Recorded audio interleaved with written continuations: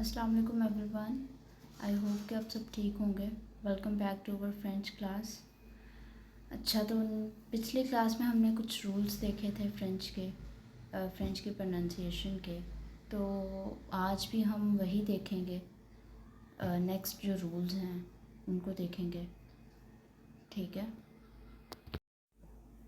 अच्छा, तो आज हम देखेंगे आई की एंडिंग्स वाले वर्ड्स का रूल देखेंगे।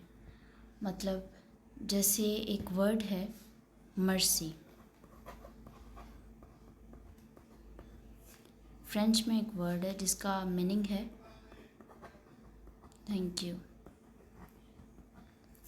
इसकी प्रोनाउंसिएशन मर्सी है, ठीक है। आई आया है एंड पे, तो हमने इसे प्रोनाउंस किया। लेकिन पिछली वीडियो में हमने देखा था कि जो CRFL वाले कॉन्सोनेंट्स हैं वो प्रोनाउंस होंगे। लेकिन ये जो रूल्स हैं, हर रूल में एक्सेप्शन होती है। कोई भी रूल पूरी तरह से अप्लाई नहीं होता। तो इसी तरह ये वर्ड जो आई है, आई की एंडिंग वाले वर्ड्स होंगे।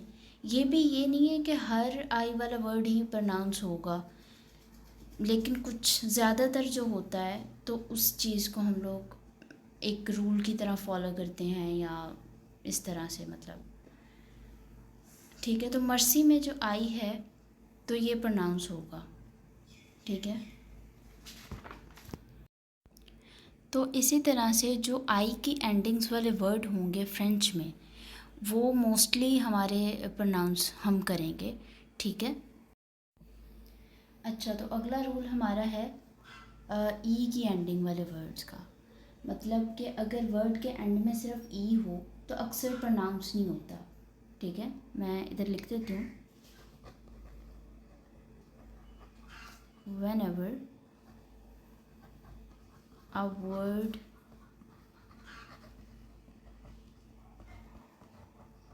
ends with E, the final E is usually silent. The final E, finally मतलब जो लास्ट वाला ई है हमारा, एंड के जो वर्ड के जो एंड पे आएगा, यूजुअली साइलेंट। अच्छा, यहाँ पे मैंने लिखा है यूजुअली, मतलब कि हमेशा ये साइलेंट नहीं होता पर ज़्यादातर होता है, ठीक है। तो ये याद रखना है आपने कि हमेशा हमने यही नहीं अप्लाई कर देना कि भाई ई वाली एंडिंग वाले जो वर्ड हैं वो हमेशा ही साइलेंट होंगे। कुछ कुछ वर्ड्स ऐसे होते हैं जहाँ पे ई होता है लेकिन वो साइलेंट नहीं होते, लेकिन ज़्यादातर होते हैं, ठीक है। तो आपने इसको रूल को याद रखना है। इसकी हम एग्जांपल देख लेते हैं। जैसे वर्ड है एक टेबल।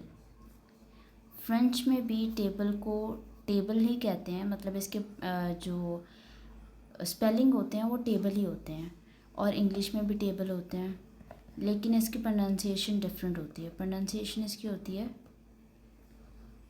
तबल, तबल, ठीक है। तो इसके एंड पे जो है वो ई आया है, तो ई जो है वो साइलेंट रहेगा, ठीक है। इसी तरह एक और वर्ड देख लेते हैं, जैसे है रोब।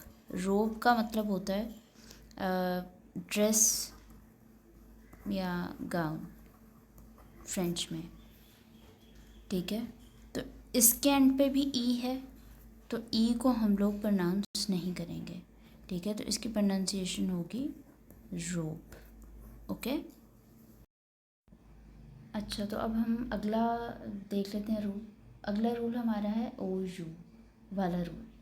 जब भी फ्रेंच के किसी वर्ड में ओ और यू इकट्ठे आते हैं तो उनकी साउंड जो है वो ओ होती है। मतलब ओ यू अगर हमारे किसी भी वर्ड में आ रहे हैं तो उसकी साउंड ओ होगी, ओ, ओके। मतलब जैसे एक वर्ड है फ्रेंच में बोंजोर, बोंजोर, ठीक है। बोंजोर का मतलब होता है हेलो या फिर गुड मॉर्निंग।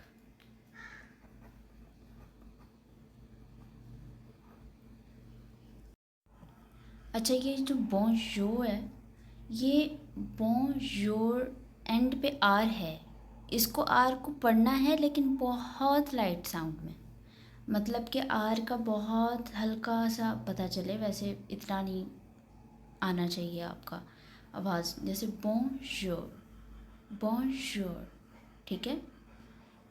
तो यहाँ पे ओ यू है, इसकी प्रोनाउंसिएशन मैं लिख देती हूँ।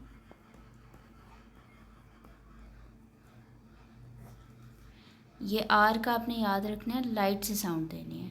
अच्छा, यहाँ पे ओ यू है, तो ओ यू को यू, मतलब इसको ओ पढ़ना है, ठीक है। ओ यू को ओ पढ़ना है, यू की साउंड नहीं देनी आपने, ठीक है। बोंजो, ठीक है, ओ, ओके। एक और वर्ड के हम एग्जांपल देख लेते हैं। एक वर्ड है रोज, ये वर्ड है रोज। ये जी को हमने देखा था कि ये की साउंड देते हैं हम, ठीक है। तो इसका है रोज, इसका मतलब होता है रेड, रेड कलर को हम कहते हैं रोज, ठीक है। यहाँ पे भी ई जो है ओ यू है, तो इसको ओ की साउंड देंगे, रोज, ठीक है।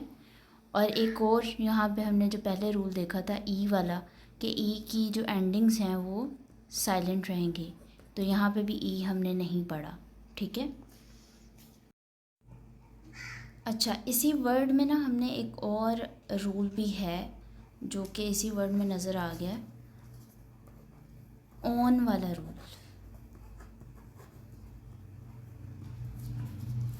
ठीक है।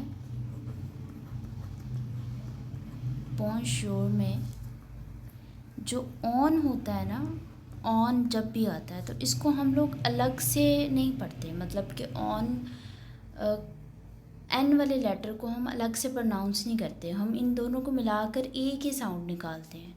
जैसे ऑन है तो एन हम नहीं पढ़ेंगे, बॉर्न है, ये बॉर्न है, तो इसको हम बॉर्न नहीं पढ़ेंगे, ठीक है, इसको हम बॉ पढ़ेंगे, बॉ। ये भी एक अलग से वर्ड है, इसका मतलब होता है गुड, ठीक है। तो ये भी एक रूल है। अच्छा, तो आज हमने फ्रेंच के कुछ रूल्स देखे हैं, आई होप कि आप सबको समझ आ गई होगी। तो अगर आपको बच्चों कोई भी डाउट होता है तो आप लोग कमेंट सेक्शन में पूछ सकते हैं, ठीक है। और साथ साथ प्रैक्टिस किया करें हर चीज़ की, अगर आप लोग साथ साथ प्रैक्टिस नहीं करेंगे तो कोई भी चीज़ आपको समझ नहीं आएगी, ठीक है। अगली क्लास में भी हम लोग रूल्स ही देखेंगे फ्रेंच के, तो तब तक के लिए अल्लाह हाफ़िज़।